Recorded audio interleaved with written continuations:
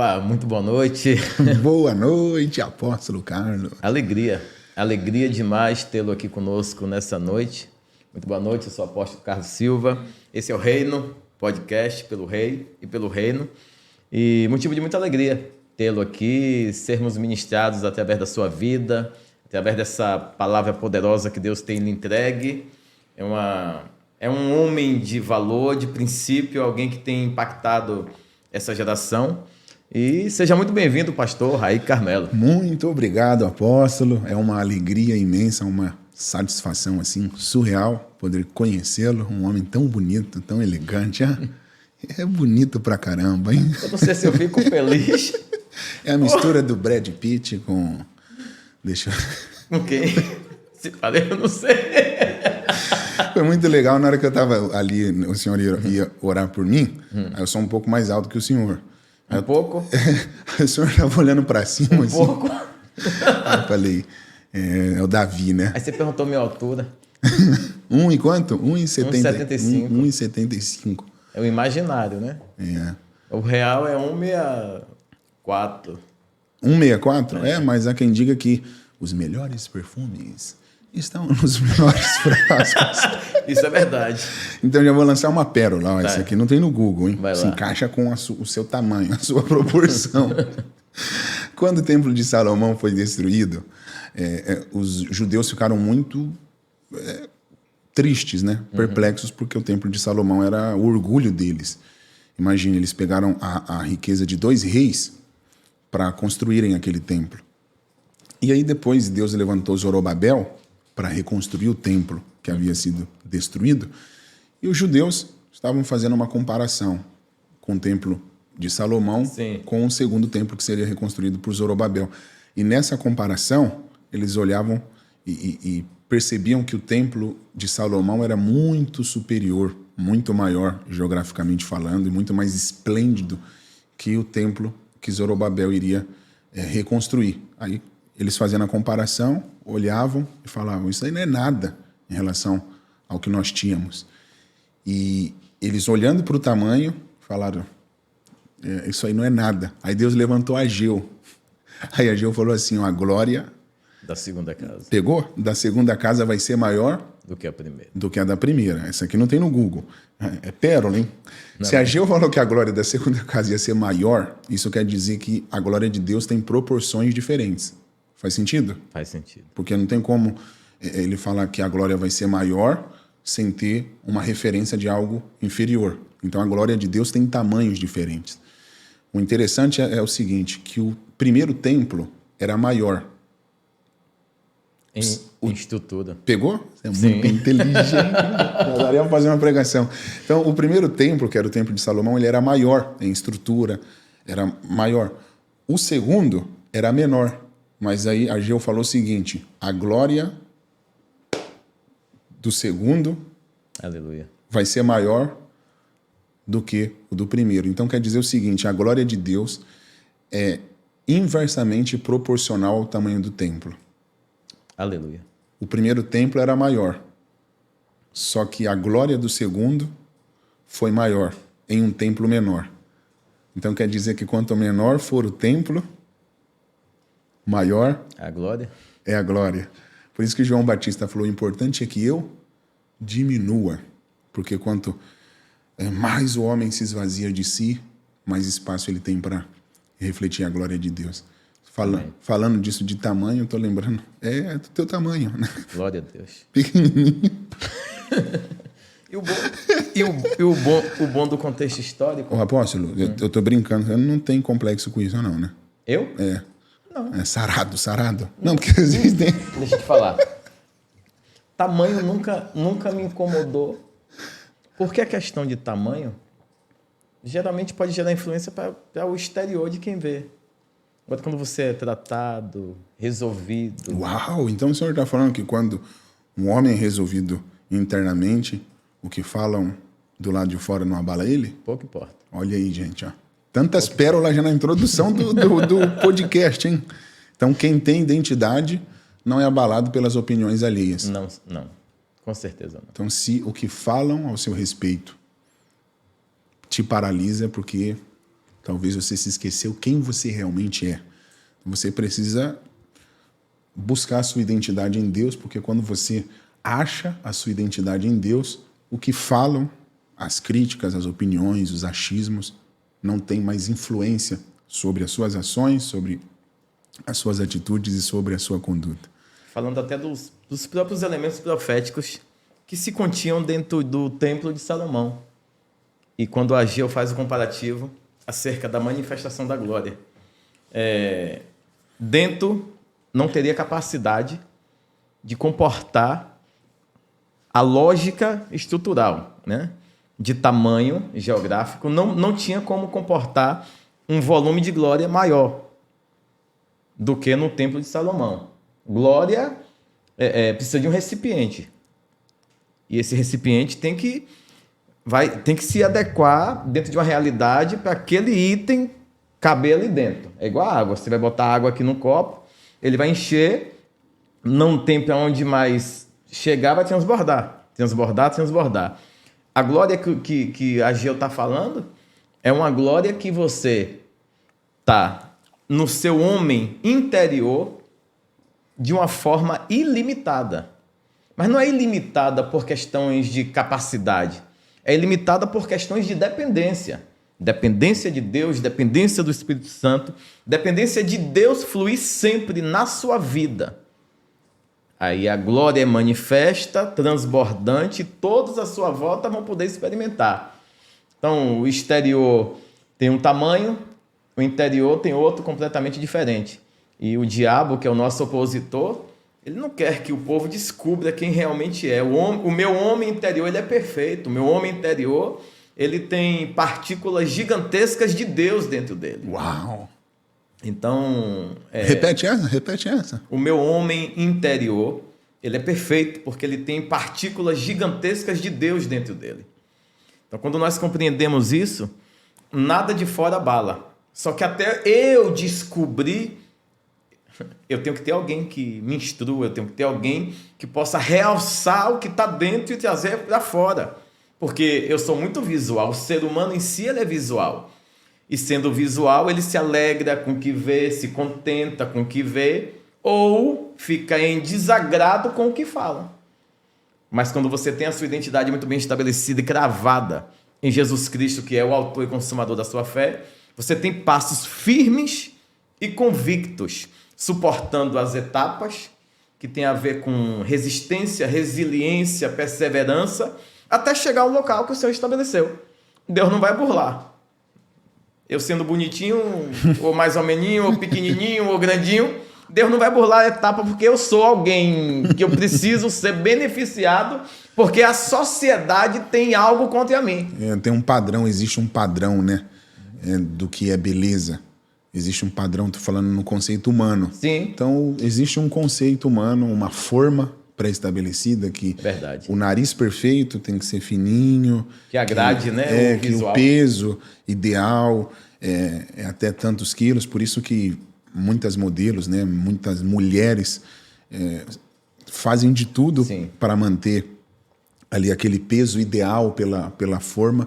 Mas existem pessoas que geneticamente já não se enquadram nessa forma que o mundo apresenta. Uau. Então, por isso que as pessoas precisam entender que essa forma que o mundo estabeleceu como uma forma ideal, ela foi criada pelos homens, né? Esse conceito de ser bonito. O que é bonito e o que é feio.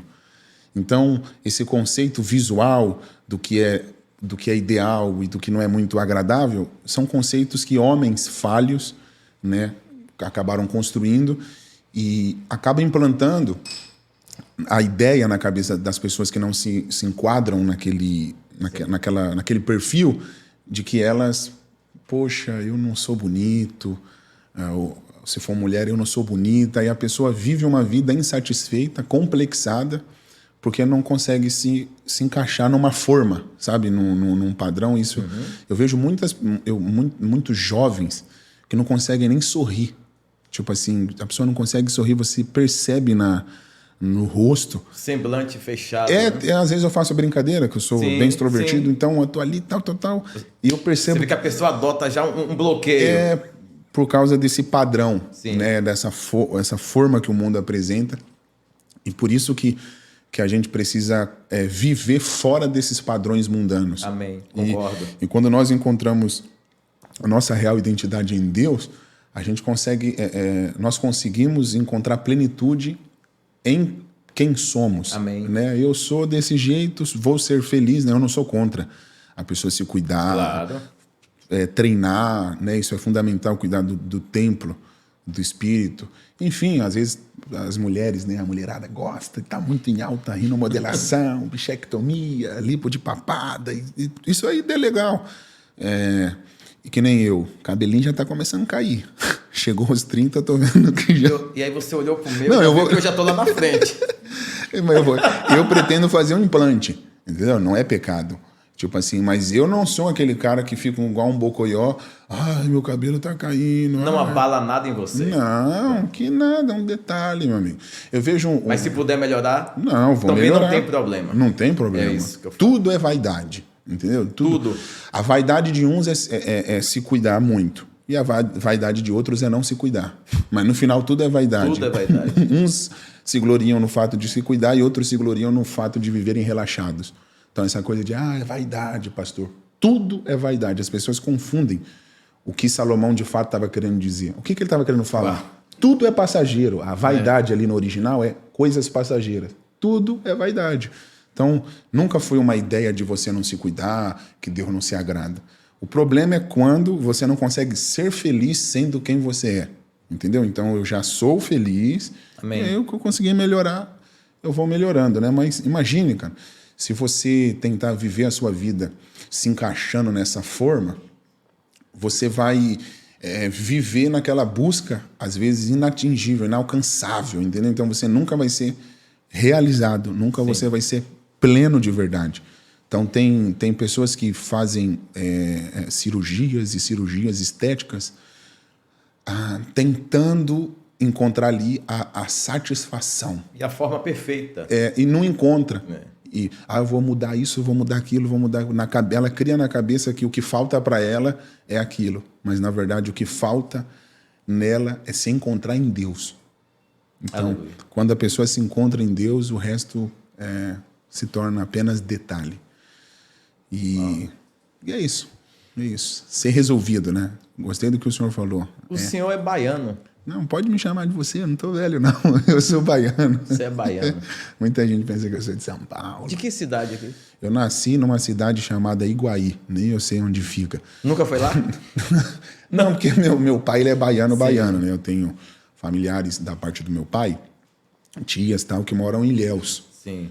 Então, os meus pais estavam em viagem, a minha avó mora em Iguaí, né? E aí, a família estava viajando, eu nasci bem nessa viagem. Mas aí, bebezinho, já voltei para São Paulo, mas o registro é baiano, eu tenho orgulho. Baiano.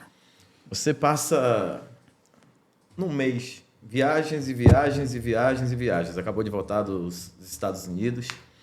E por misericórdia de Deus, graça de Deus, por preparação também sua, porque chamada é uma coisa, capacitação é outra, completamente diferente. É verdade. Deus te chama e você tem que estar cada dia mais se capacitando para não ser o mesmo. Se reinventando. Cada um tem uma característica, né? Deus chamou cada um com um propósito específico, mas a responsabilidade de assumir aquele cajado e produzir resultado é com a gente. Apóstolo, o que a gente precisa entender é que Deus de fato não muda, mas Deus se move. Amém. Anota isso, Deus não muda, Deus é imutável, mas Deus se move. Aleluia. E quem não acompanha o movimento de Deus acaba ficando atrasado. Uau! Pegou? Demais. Então Deus não muda, mas Deus se move. Então eu preciso ver para onde Deus está se movendo, para onde a nuvem está indo. É igual o povo quando estava no deserto. A nuvem se movia. Então eu preciso saber para onde Deus está se movendo, para eu não ficar atrasado. Então existem muitas pessoas que acabam perdendo o mover de Deus e acabam assim ficando atrasadas. Então eu carrego isso comigo. Sempre preciso ter a percepção para onde Deus está se movendo, eu quero me mover junto com Ele para eu não ficar atrasado. Então é sempre procurar evoluir, se reinventar. Não é, como eu posso dizer, o propósito, ele é um. Só que o método muda. Sim. O propósito não é um método, sim. O que é o método? É como eu alcanço aquilo. Então as pessoas, às vezes, querem usar um método e fazer com que ele se torne um método perpétuo. Entendeu? E não se abrem para o novo. Sim. E pensa, não, é só assim, e às vezes não conseguem alcançar, de fato, o propósito, porque às vezes não consegue entender que talvez está pegando o caminho, assim, um método que não é funcional, sabe? Então... O que funcionou para João Batista, o que funcionou para determinados profetas, não quer dizer que vai funcionar da mesma forma para a gente. Exatamente, porque o mundo está em constante mudança, né, apóstolo? Hoje nós vivemos em um mundo, mas se o senhor puxar há 10, 15 anos atrás, o mundo era outro. Com certeza. Entendeu? Lembra, não existia touchscreen. Sim, com o advento das redes e tudo mais. Então, globalização em um todo, né? Lembra, era aquele Nokia, aquele bloco azul. Sim. Lembra mesmo ou não? Tijolão. Só tinha um jogo da cobrinha. Sim. E quem tinha um pouquinho mais de condição tinha um V3, lembra? Tinha um Motorolazinho StarTAC. Chegou a ver aquele ali também? Acho que era o V3, não era não? Aquele que abria? Sim, é esse Hello, mesmo. Motor. Aí quem tinha um pouco mais tinha um BlackBerry, que era cheio de... né? O teclado era diferente, enfim. Só que hoje, se você procura alguém com um celular, com um teclado ali, não tem mais... Não existe praticamente, entendeu? Não existe. Raramente você vai ver uma pessoa... Porque o mundo mudou. Os carros de hoje em dia já não tem mais ali o toca-CD. Os carros já são fabricados com o Spotify, entendeu? Com todo o preparo para receber ali o conteúdo digital. Eu me lembro, apóstolo, isso aqui é muito surreal, cara, é bizarro. Eu lembro quando a Apple vendia no iTunes músicas. E, tipo, cada música era R$6. Sim. Aí eu fazia uma comparação e falava assim, quem é burro, tipo, dentro da minha escassez, né? Uhum. Quem é louco de comprar uma música por R$6 se um CD inteiro é 10? Então não fazia sentido quando eu olhava uma música sendo comercializada ali na plataforma digital por R$6, cada faixa, entendeu? Então um CD daria tipo R$60. Sim. Só que o físico era 10. Então não fazia sentido eu olhando. Mas isso que é surreal. Steve Jobs, esses grandes homens, eles conseguem ver o futuro antes de todo mundo. São futuristas extremos. Não é fora do comum? Tipo Elon Musk, o dono da Tesla, quando estava produzindo os carros elétricos, na época muita gente olhava e falava, isso daí, cara, nunca vai se tornar um padrão. E eu não sei se o senhor já percebeu que até 2033, todas as montadoras de carros estarão produzindo apenas carros elétricos. Sim. Os carros a combustão não vão mais existir. Então são homens que conseguem enxergar o futuro antes que todos, né, assim consigam acessar. Eu olhava e pensava que era loucura. Hoje em dia, CD físico, DVD, não existe praticamente mais. Porque o mundo está sempre... em processo evolutivo. Evolutivo, mudando. Eu preciso acompanhar essa mudança para eu não ficar atrasado. E falando de visitar o futuro, é possível, anotem isso, é possível quem tem visão em Deus visitar o futuro. Amém. Lembra quando Moisés chamou os 12 espias para irem para Canaã? Sabe qual era a oportunidade que Deus estava dando para aqueles homens? Não. De visitarem o futuro. Aleluia. Pegou? Pego. Josué e Caleb voltaram com aqueles cachos de uvas pesadíssimos, né? Que vários homens tinham que carregar. Sim. Imagine, vários homens carregando cachos de uva. Imagina o tamanho daqueles cachos. Chegaram para Moisés e falaram, Moisés, nós visitamos o nosso futuro e vamos para lá, que é glorioso. Extraordinário. Aleluia, glória a Deus. Que Deus possa te dar visão. Amém. Para você conseguir visitar o seu futuro. Amém. Que 2023 você possa conseguir acessar o seu futuro. Porque isso vai te encher de ânimo, de força, de coragem para entender que por mais difícil que foi o seu passado e por mais difícil que seja o seu presente, o seu futuro está intacto. Amém. Deus está te esperando com coisas maravilhosas. Amém. Glória a Deus. Eu estive em Londres há uns 5 anos atrás e lá eu fui conduzido por um carro um Uber sem motorista. Uau, sério? Sério. O carro sozinho, dirigindo sozinho. Uau. Entrou eu e um amigo naquele carro. E eu confesso que naquele momento eu fiquei com medo. E era o primeiro protótipo da Uber. Sem motorista. Sem motorista, frota própria da Uber.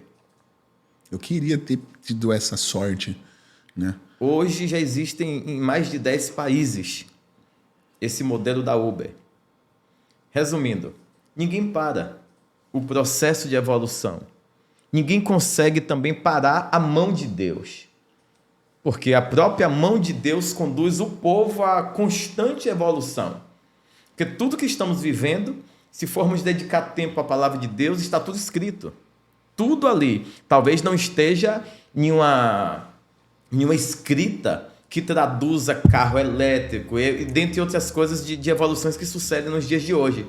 Porém, fazendo estudos mais específicos, detalhadamente, você vai ver que o que Deus já está falando é tudo que nós estamos vivendo hoje, e tem um povo aguardando coisas acontecerem, mas Deus já colocou nas mãos do povo de Deus. Se já está na mão do povo de Deus, e aí eu ministrei um certo dia na igreja, naquele momento que Jacó ele pede a Deus, se o Senhor fosse com ele... Fez a prova, né? Se o Senhor fosse com ele, desse comida, vestida e segurança. Pediu roupa, pediu comida e pediu segurança. Ele iria adorar a Deus e servir a Deus. Isso é um voto que ele propõe a Deus. Só que quando a gente vai quando nós começamos a estudar mais profundo a Bíblia, essas três coisas não se pede a Deus. Você não precisa pedir comida a Deus. Você não precisa pedir bebida a Deus. Você não precisa pedir roupa para Deus. Nem tampouco segurança, porque já está escrito que aos anjos, né, ele já deu ordem a nosso respeito para que nos guarde. Roupa, ele fala, está vendo as aves do céu? Se vestem melhor do que reis, príncipes. Os lírios dos campos. E comida, passarinho não trabalha e come. Então, essas três coisas você não precisa focar o seu tempo. Você tem que obedecer. Porque quem obedece ativa o cumprimento das promessas. Quem obedece segue o cursor natural do que Deus estabeleceu no seu trono. Senão nós não somos a imagem e semelhança. Senão nós não servimos a um Deus que é rei. E imagine um filho de rei miserável pedindo e perguntando se pode beber água, se pode tomar café, se pode abrir a despensa. Não. Agora, quando eu obedeço, sei quem sou, tenho o meu exterior resolvido porque o meu homem interior é perfeito, aí eu vou fluindo dentro daquilo que Deus estabeleceu. E quando um homem dessa forma, desse naipe, que é o seu caso, que eu vejo claramente, passa pela terra, ele conduz uma multidão, sério, a se realçar em Deus, se enxergarem em Deus e cumprir o propósito. Amém. Que engraçado, eu sou um homem... O Senhor é muito bênção. Mas faz total sentido. O reino de Deus ele é rico, não existe escassez no reino de Deus. Por isso que em Apocalipse diz que as ruas são de ouro, Amém. O muro de jaspe, várias pedras preciosíssimas. E, na verdade, no Éden não existia necessidade. A serpente, olha que interessante, Deus falou assim para Adão, vocês podem desfrutar de tudo que está no jardim. Aí Deus apontou para uma única árvore, que era a árvore do conhecimento do bem e do mal, e deu uma ordem, né? Só essa árvore vocês não podem desfrutar. Porque se vocês comerem desse fruto, vai ter uma consequência, vocês vão morrer. Então o homem, ele tinha o acesso a tudo. Ele podia desfrutar de tudo, menos de uma única árvore que Deus disse, você não precisa dela. Aí vem a serpente e planta no homem uma necessidade que ele não tinha. Então, quem trabalha com necessidade é o diabo. Uau. Porque o diabo ele é expert em colocar no homem necessidades superficiais. Repete, por favor. O diabo é expert em gerar no homem o sentimento de procurar necessidades superficiais. Meu Deus. É a pessoa vivendo, pensando que precisa de um monte de coisa que Deus nunca disse que ela precisa para viver. Então tem muita gente que está vivendo dentro de um padrão de necessitado. Bolha. Não percebe. Então se move por necessidade, caminha por necessidade, trabalha por necessidade, fala por necessidade, se conecta por necessidade. Tudo faz por necessidade. E vem ao culto por necessidade. Exatamente. Paulo disse assim, ó, quando você vai ofertar a Deus, olha como necessidade não combina com o reino. Ele disse assim, nem a tua oferta pode ser por necessidade. Porque a oferta que é dada por necessidade não é uma oferta que agrada a Deus. Nada no reino funciona por necessidade. Deus não investe em necessidade. Deus investe em propósito. Também. Se Deus investisse em necessidade, Moisés cresceria com a mãe biológica dele. Mas quando você olha para a história dentro de uma visão panorâmica, você percebe, Deus não livrou Moisés da morte por causa de Joquebede. Deus livrou Moisés da morte por causa do povo.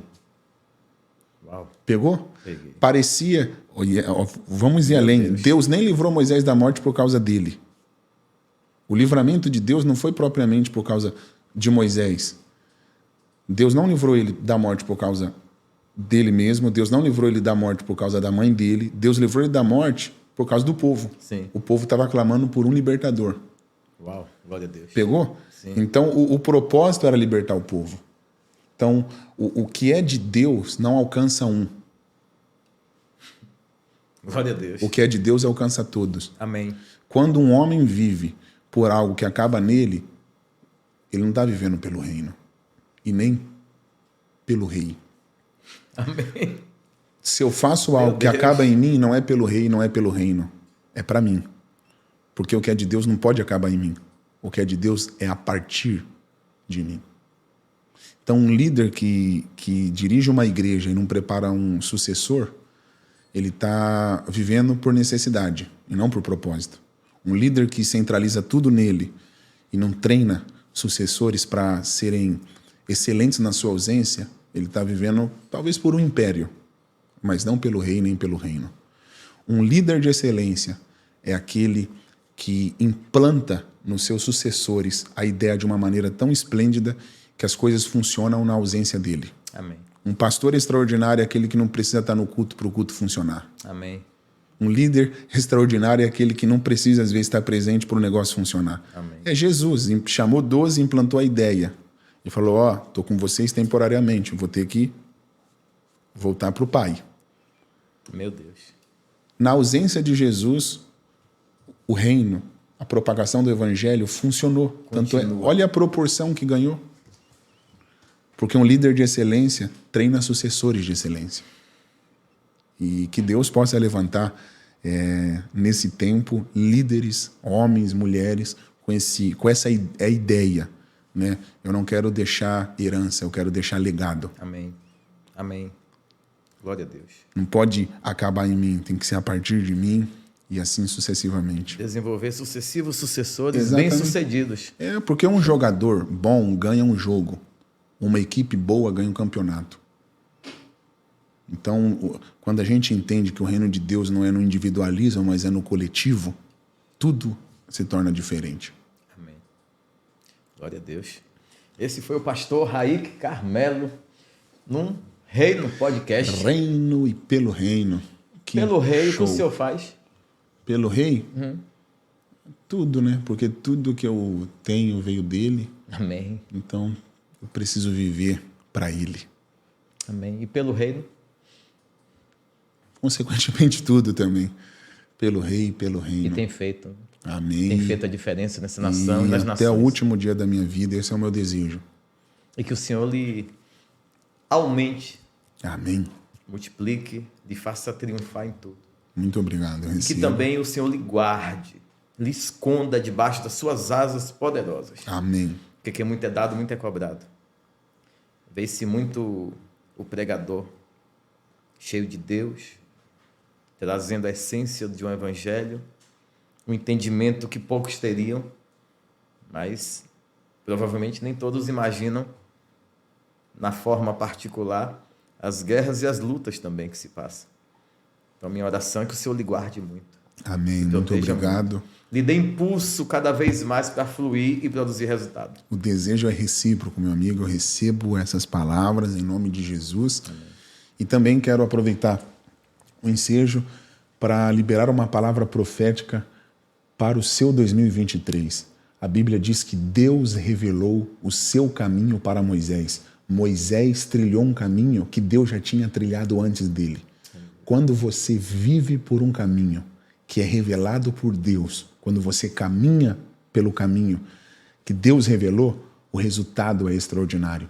Eu quero profetizar que em 2023, Deus vai te revelar um caminho esplêndido. Em 2023, Deus vai te revelar um caminho sobrenatural. Amém. E Deus vai planear ele para que você tenha passos seguros. Você e a sua família trilhará um caminho revelado por Deus. Amém. Nos teus negócios, nos teus empreendimentos, no teu ministério, receba essa palavra. Deus vai te revelar um caminho. Não é o seu próprio caminho, é um caminho que Deus vai te revelar.